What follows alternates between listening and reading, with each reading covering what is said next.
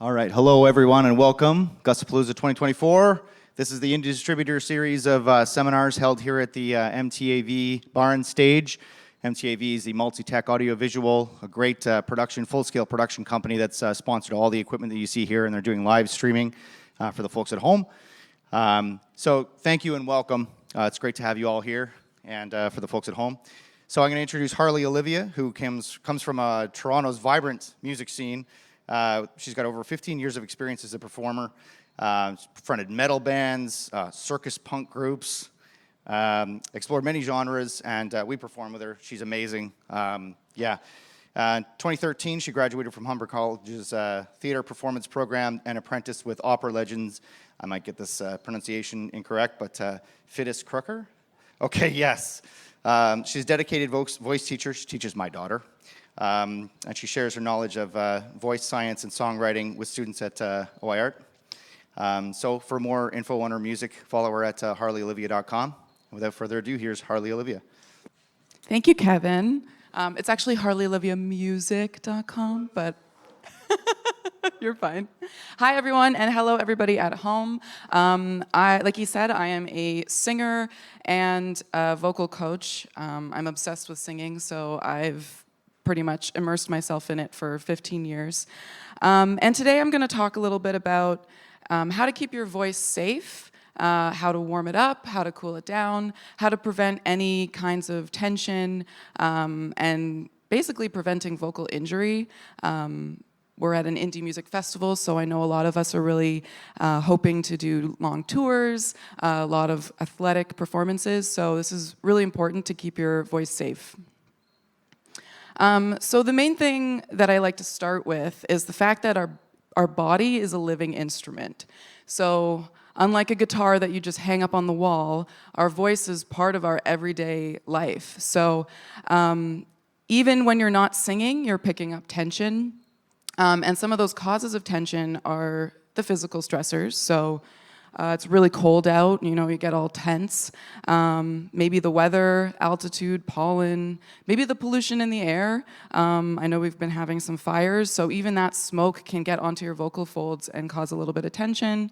Your hydration level, alcohol consumption, smoking, acid reflux, hormones, sleep cycle, etc. These are all physical things, but I find the hardest things to avoid are the mental stressors. So that's grief, depression, anxiety, any kind of limiting belief you have. If someone told you that you are tone deaf when you were 10, that might stick with you and you might turn that into a core belief and believe it, even though that's not true. And you can imagine that's going to cause tension when you try to go and be vulnerable and try to sing. And then we also have improper technique. So if you're using your voice incorrectly, you're using the wrong muscles. If you're not using the correct ones, they're not strong enough to do the singing, what's going to happen is your extrinsic muscles, the ones that are holding your head up, are going to take over. And those are the ones that, if we strain, can lead to things like muscle tension dysphonia, which is pretty hard to get rid of. So it's worth doing the warm-up and the cool-down, right? And then we also have vocal fatigue. So I'm going to touch on this a little bit later, but not cooling down your voice is really going to hurt it. If you don't take that extra 15 minutes after a show to cool it down, you're going to get vocally fatigued. You're going to cause some tension. And then, that can lead to swollen cords, raspy voice, nodes, and the dreaded MTD. So I like to start with this because the mental stressors are definitely probably the hardest to combat. It's easy to turn the temperature down or go inside when there's pollution, but you can't really run away from your brain. So the autonomic nervous system is something that every singer should be aware of, and it is the system in your brain that controls all of the, functions in your body that we're not consciously thinking about. So this is digestion, your blood pressure, saliva production, wound healing, your body temperature. You can't actually control these by thinking about it. And one of the other controls or functions in this mode is breathing. But you can control your breathing. So by controlling your breathing, you're able to kind of control these functions as well. So the autonomic nervous system has two main divisions. There's the sympathetic mode, which we call fight or flight, and then parasympathetic mode, which is the rest and digest, which usually nobody knows what that is. We only ever hear about fight or flight. But the rest and digest is very important to a singer and a person. These are good life skills too. So when we're in that rest and digest mode, we're feeling calm. This is where you're at home and you're with your cat and you're watching Netflix. You're like totally at ease. You got a sense of calm. You've got slow, deep breaths, full vision, decreased heart rate. So you can imagine starting off a set when you're going to go sing in this mode would be ideal, right? The other thing too is in your brain. This is when you get to use your frontal lobes to make decisions, and these are the parts of your brain that take everything into account, your experience, your wisdom. This is you making logical decisions. But when we enter fight or flight mode, which you'll realize is technically performance anxiety, that frontal lobe part of your brain no longer is in control. It gets disabled and something called the amygdala takes over, and it is this structure in your brain that makes decisions not based on rational thought. And it's said to be, I think your IQ drops by 30 points when you're in this mode. So you can imagine being about to start a song, you're really nervous. If you can't control your breathing and control which mode you're in, your performance is gonna be a lot more difficult. You're gonna have a little bit more tension. And there's one other thing I want to touch on about this fight or flight mode. I have all the symptoms of it here, but if you notice near the mid there's one called hearing loss, which is technically auditory exclusion. So when you're really, really nervous and your body is focused on this perceived threat, something crazy happens. Your brain can't perceive sound the same way.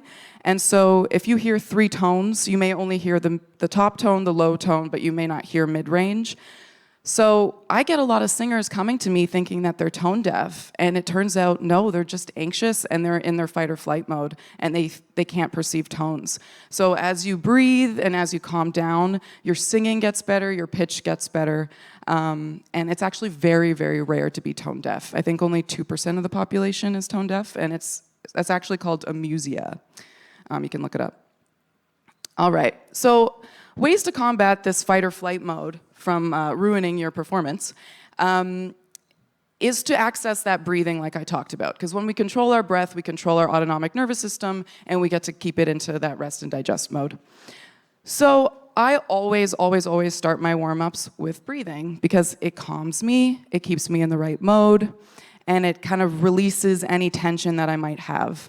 So I was at the fire pit last night, I had a couple drinks, so I need to release some of that tension, right? So I always start off with a sigh breath. This is also called a sigh of relief.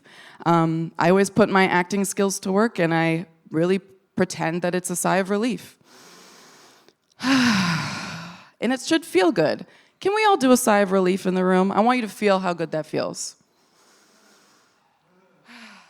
Right? Just feels damn good.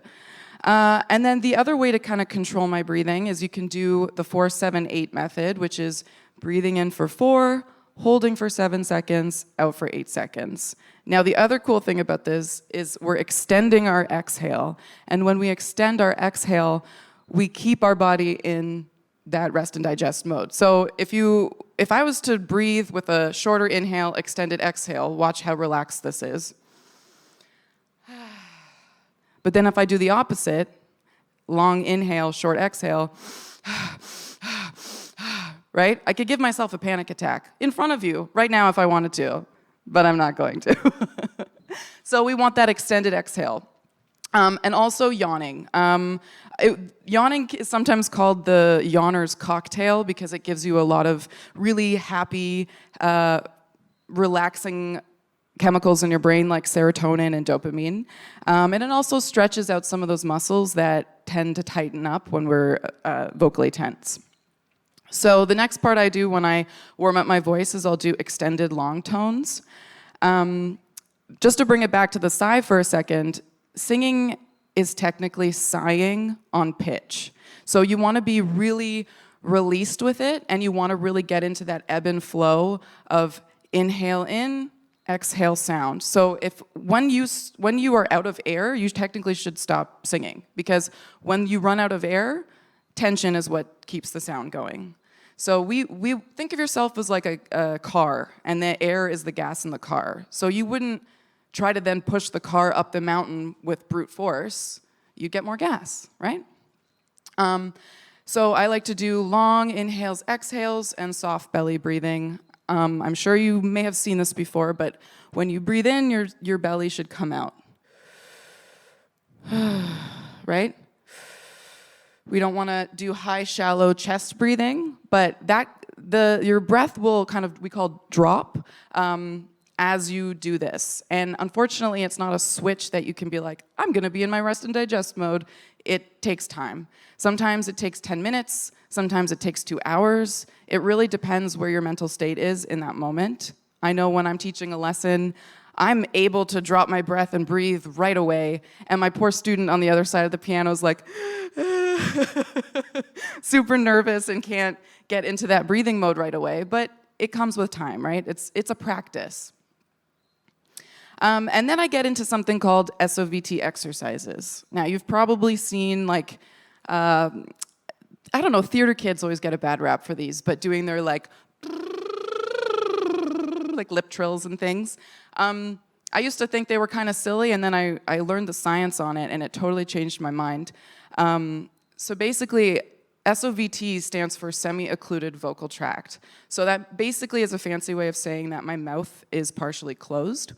And what I do is I take in the air, it comes down through my vocal cords, which if you saw my slide at the beginning, you can kind of see them. They sit right where your Adam's apple would be, like this. The air comes down, and then when I go to sing, it comes back up. Now, if I'm singing with a lot of volume, I have a lot of what we call subglottic pressure. So there's all this air coming up through my vocal cords, and they have to do their dance while this air's coming up.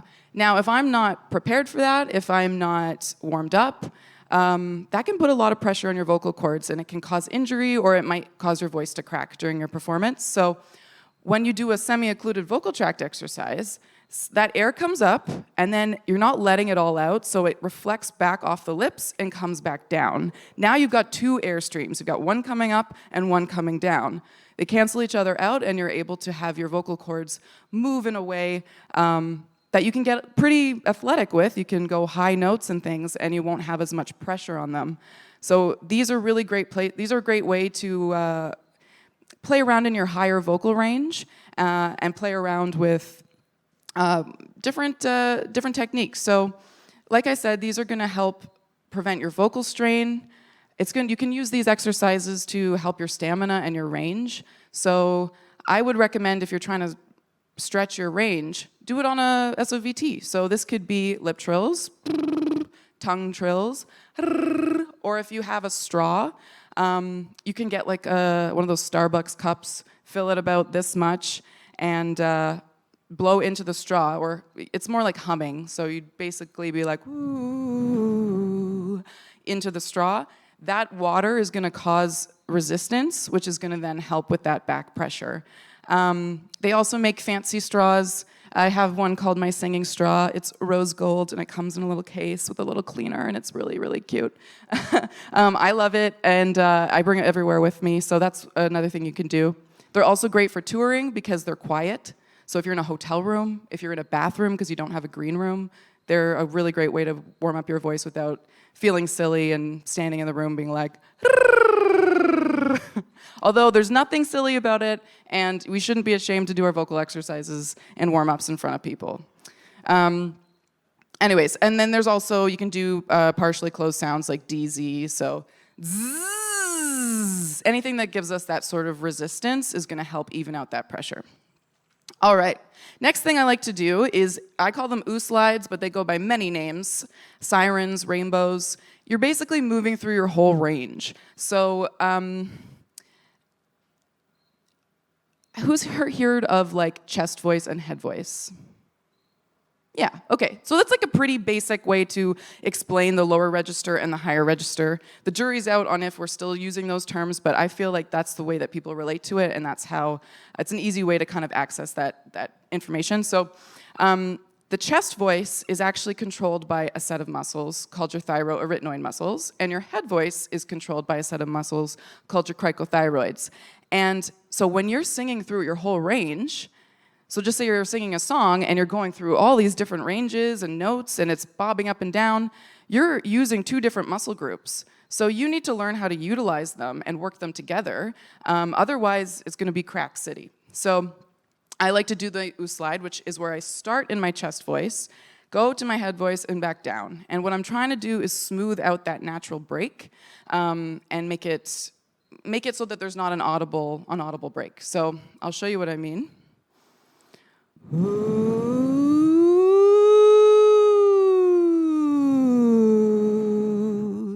So you can understand why it's called a siren. But I'm basically moving seamlessly through my two registers, and you can do those all through your range. And because wherever you are in the siren, your break is going to change position. So it's really good to try to go up, down, all the way through your range. One thing that I like to do, especially when I see students lifting their chin, ooh, it's not going to help you because you're actually closing off space that we need. I always say for high notes, we go down to come up. So, ooh, I'm actually mitigating tension when I do that. I'm taking it out of my throat where it wants to sit, and I'm putting it into my booty and my glutes because they're bigger muscle groups and they can handle it. These are tiny, tiny singing muscles, so we want to get our body involved, especially for athletic singing, so that we can really make the most of it and not accumulate any tension. All right. And then the last thing I like to do is wake up my resonators. So who here has heard of someone like singing from their throat or has tried that themselves? Yeah, it gets tiring after a while. You're gonna injure yourself. So your face is filled with all these big cavities, your nasal cavities and your sinus cavities, sorry. And when we aim the sound through those sinus cavities, we pick up vibration and we end up having a much richer sound. And it's kind of like the equivalent of singing into a cathedral. It's gonna sound beautiful. Everybody sounds beautiful when they sing in a big church. But if we don't access that, it's gonna come from our throat, and we're gonna have to work harder to try and get that sound. So these are gonna be really annoying, but we're gonna do it. So any kind of whining sound, like a na na na na na na, kind of ringing in here. You'll hear that kind of buzzing sound. Sending the sound forward through my nose. Meowing, meow. Any kind of like bright, annoying sound. I always tell my students the more annoying the better.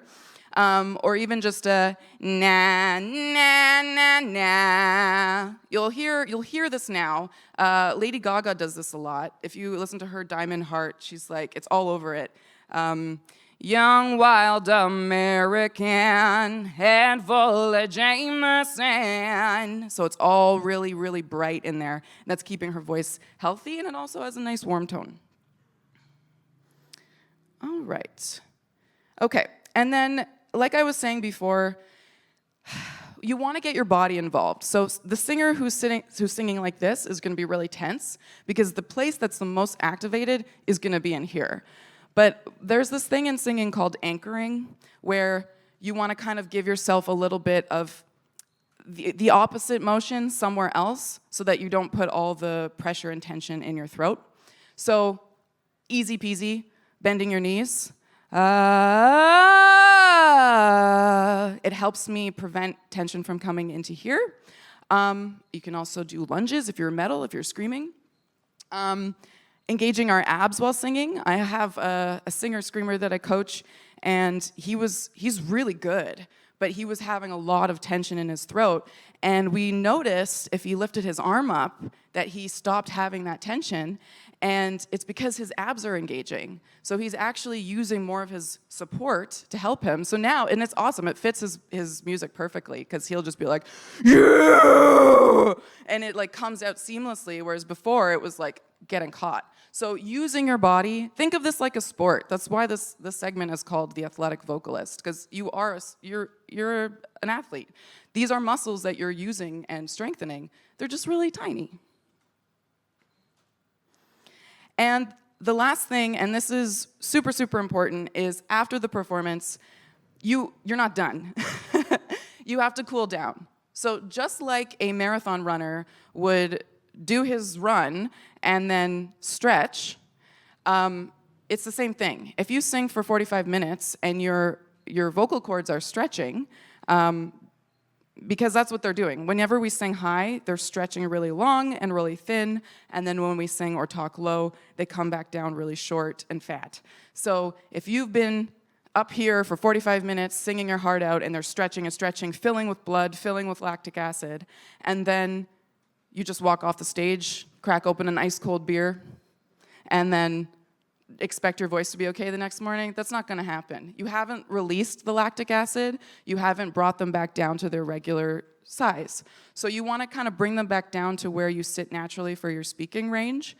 So what I would do is those SOVT exercises that we talked about, but coming back down. So because I'm up here, now I'm coming down trying to bring my vocal cords shorter. So, or anything that kind of brings it back down. Yeah, so descending scales. Yawning and sighing, again. I know I mentioned muscle tension dysphonia before, and that is usually muscles in your neck here. You'll feel the tension right here. And yawning and sighing, that's usually what gets stretched. There's also something called the platysma stretch you can do. This is great for screamers as well, because you can see their necks bulging on stage a lot of times. And I'll just show it here. And it gets it right here. And that was given to me to my voice doctor, because I actually did get muscle tension dysphonia when I was in my early 20s, and I was screaming in a band. My technique was perfect. I was warming up my voice, but I wasn't cooling down. And so I had to go see a voice doctor and learn how to undo the tension that I had done. And when you get muscle tension dysphonia, basically what happens is you haven't been taking care of your voice gets so tense, your larynx and all the surrounding muscles get so tense that they actually shift. So your larynx is supposed to sit like this, and mine was shifted backwards. So I was working extra hard to try to make sound because I had so much tension that I wasn't relieving out of my throat. So really, really, really important. It's worth taking the 10 minutes to cool down your voice. Please do it. Don't learn the way I did. And then also, if you're thinking about doing this professionally, I really, really suggest getting a steamer. If you think about it too, if we go back to the marathon runner, having a hot bath after a huge run, you can imagine how good that feels on your muscles. Same thing. These muscles have been working really, really, really hard. Taking that steam in is going to release some of that tension. It's also going to offer topical hydration. So instead of having to drink a cup of water and wait the 60 to 90 minutes for it to get to your vocal cords, goes right on those babies, keeps them moist, keeps them happy, and it takes about 10 minutes. So steaming is really, really important, and tongue stretches too. So just making sure you're really treating it like a sport. And all of these can be applied to any kind of vocalist. There's no differentiation. So if you're singing opera, if you're singing rock, if you're screaming, it's all the same. I'd say like the main takeaways here are make sure that you're really using that ebb and flow. So the air comes in, sound comes out. When there's no more air, you stop. That's when you're gonna really, really hurt yourself. And warming up and cooling down. All right, so that's all I have for you guys today. I don't know if we have questions. Yeah? Okay, cool. I see a hand, yes. Oh, you get a microphone too. Oh, hi. Hey. Hey, this is my place then. Yeah. When I used to sing I still sing, but when I would start, I used to like to drink hot tea or something before to just kind of, because otherwise, you're already jagging. Yeah. And then I'd have my shot of tequila, right? Like that just was my thing because it relaxed me, right? For sure, yeah. And that would be the only one I'd have all night. But what I found is if I drank mint tea, my voice disappeared. Now, I just figured it's something in the mint that maybe relaxes it too much or something. But then if it's disappearing before when you do it, is it okay to drink mint tea after the show? Well, I actually love mint tea, so you picked the right person to ask this question to, because I drink it's mint tea supposed all the to time. soothe, right? But the thing about tea is that when we drink it, it doesn't actually go on your vocal cords. It goes down the esophagus as opposed to the air tube. It's leaving me right now. So yeah, your epiglottis comes down and blocks it. So it's not actually going to be going into your vocal cords. Yeah. But I mean, some flavors are stronger than others. I sometimes feel like when I sing in the studio, when I have a recording, I just drink hot water. I don't even put a tea bag in it. Because sometimes I feel like, I don't know, it's like, it could be mental, I'm not sure, but I feel like there's like a residue there, and it's like kind of, I don't know, it just doesn't clear it as like much. my voice gets airy. Yeah, I mean, I'm not sure, because like it's not really, like I said, touching your vocal cords at all. Yeah. But so there should be absolutely no problem drinking it after. That would be my answer for you. It's weird that that's happening, but listen to your body, right? Yep. So I just didn't know if it was something I should just stay away from. No, I mean, I know chamomile is supposed to have some relaxation properties, so that might be a better choice for you. Because mint's a pretty strong flavor. Yeah. Cool. Any other questions? Thank you.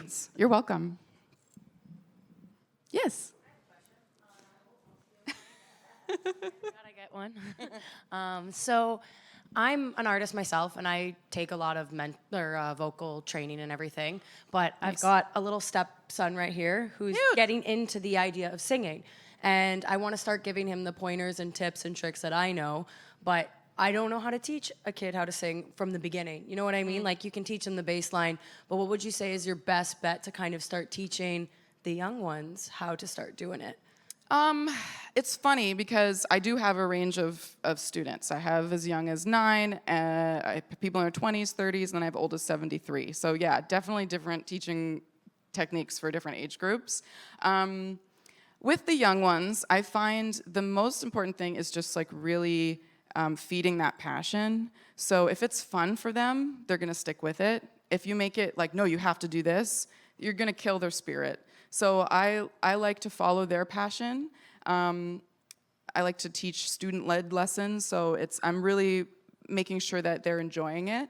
As they mature and as they get older, if they've been nurturing that passion and they're trying to sing new things and they're struggling, that's when you get to be like, hey, you're having a little bit of an issue here. Do you want any help? Can I help you? And then you can kind of show it to them. And then also to like, at the end of the day, every singer wants a balanced voice. So you want to be able to sing your chest voice and your head voice because that's how you're going to get your mixed voice and that's how you're going to be able to do that transition. So get them to sing in a variety of voices, like their chest voice, which is closer to their speaking voice, head voice, a little bit higher. I mean, it's different when you're a kid, but and then doing get them to understand how to do lip trills and tongue trills, because learning that as an adult, as I have seen a lot of my students, they're like, what do you want me to do with my tongue? Are you joking? So like, make sure they can do that, because then they're gonna save so much money in the long run when they go for lessons and they can already do all the exercises. So yeah, tongue trills, lip trills, and singing in all the voices. Thank you. You're welcome. All right, any other questions about singing, screaming, warming up, cooling down? We're good? Yes. So I have a lot of friends who the main thing that would make them a better singer is breathing correctly. Yeah. I mean, you know this. Yes. How do you gently tell people they're not breathing correctly and that would make their singing like 30% better just there? Yeah, I mean, you could breathe with them. If you're in a band with them and you're like, hey, let's sure. do our breathing exercises, you could be like, or you could be like, hey, I met this really cool chick. Her name's Harley Olivia. You should watch this video. Go hire her. I mean, I can tell when someone's not speaking what we call on breath or on voice. They can also go into like Kim Kardashian territory where it's like this, like they're really running out of air and they're really just like trying to get their chords together to like make the sound. That's gonna hurt you in the long run. I mean, the theater kid in me wants to be like, hey, you should speak on voice, use air. I mean, you could, it depends how close you are to them, I guess. You could be like, hey, you know what? You really should take a breath. You seem a little tight. That works very well, actually. Thank Yeah. You're not saying that they're a bad singer. They're just, you want to hear that ebb and flow in their voice. Yes.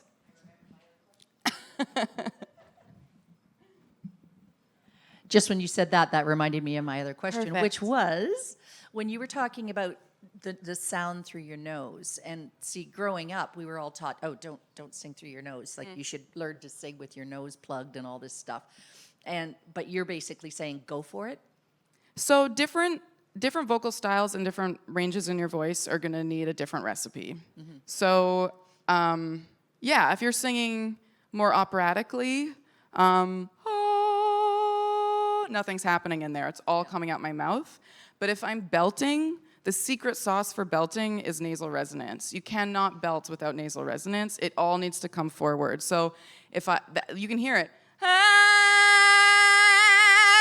If you hear any high note in any singer, I challenge you to find one that doesn't have a little bit of that buzzing, twangy sound in there. That's good because I'm in my 60s and I still get that guilty feeling when Oh my I do gosh. that. Honestly, I think when people, like, a lot of people learn in churches where they're like, oh, and it's very like, even where you're from can do it. My dad's British, and he has a hard time accessing that just because the British language isn't very forward sounding. Right. Whereas if you're from Texas, you've got access to that like no other. So everybody has a different relationship to finding that sound.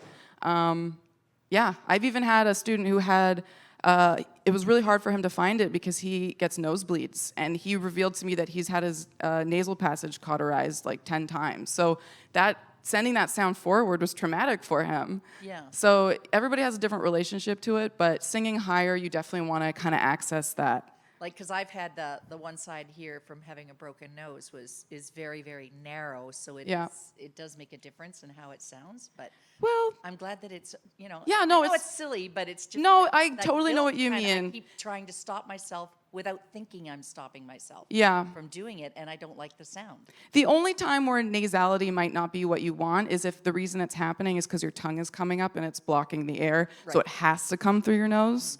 But if your tongue is flat and you're trying to do that and you're trying to send it forward, then that's a healthy sound. Good, because I do a lot of belting. Okay, thank you. No, good question.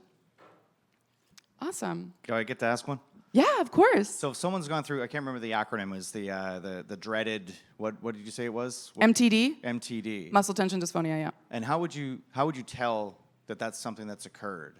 So if you're working harder to make the same sounds, like I know for me, it really showed up in my screaming. So I'd go to scream, and usually screaming feels like nothing. It's just sort of like static in your throat. But it was killing me, and I was like, that's a problem. And then singing higher notes, I noticed these two muscles here were like on fire, because those were the ones that were working overtime instead of my intrinsic muscles, which should have been working. But as humans, we're stubborn, right? When we can't keep singing, instead of stopping, we just push with more tension. So really getting to know your body and know what is your normal, it's gonna put you in a better position when something is wrong, because then you're gonna be like, ding, ding, ding, alarm bell, this isn't right for me. So yeah, Just to follow up there is, if you've identified that that's something that you're going through as a vocalist, Yeah. and you had to deal with it, I think is what you said. Yep. What's the regimen of training to get yourself back into shape then? So I went to the Voice Clinic in Toronto. I will preach their name forever. Aaron Lowe is the ENT there, and he's amazing. He's worked with like Ozzy Osbourne and like some of the greats. So I definitely trust him with my voice. But basically, first thing was I got a scope to make sure it wasn't nodes or anything actually on my vocal cords that were causing the issue. And then I went to Aaron, and once I found out that I was clear and everything looked good, and they do laryngeal massage, so massaging some of that tension out of your muscles in your throat. It's kind of painful. My friend gets it done, and she calls it a torture massage. So, yeah, it's not the most pleasant thing. And then we did a lot of SOVT exercises to kind of help my vocal cords make sound without tension. I basically had to kind of, I don't want to say relearn how to make those sounds, but I had to really lean into my technique for a while.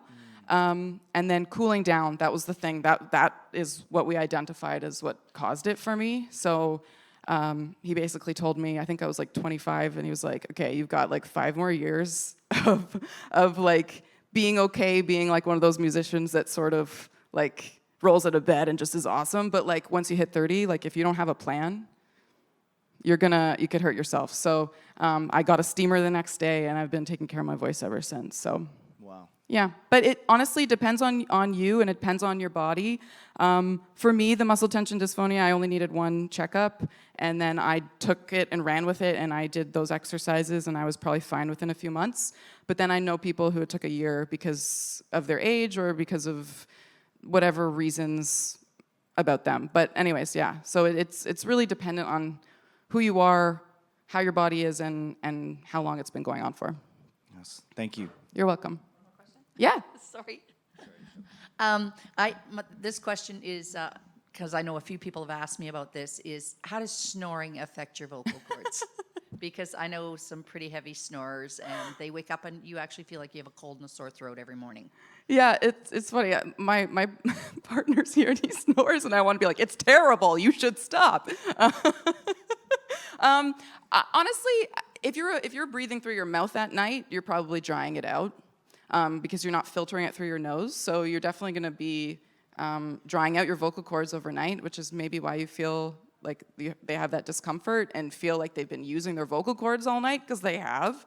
I'm pretty sure the actual sound of the sound of the snore, that kind of whatever, is actually the folds above the vocal folds. So I don't think they're actually moving. But yeah, it's definitely going to be drying, which your vocal cords are covered with this sort of wet layer called an epithelium. I always think of like chicken breasts, like that weird layer.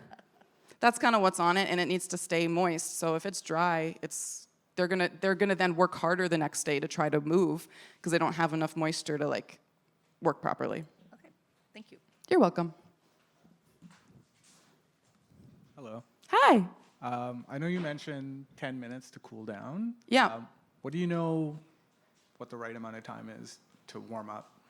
So, I mean, general rule, the harder you're going at your performance, the longer you want to stay at the spa.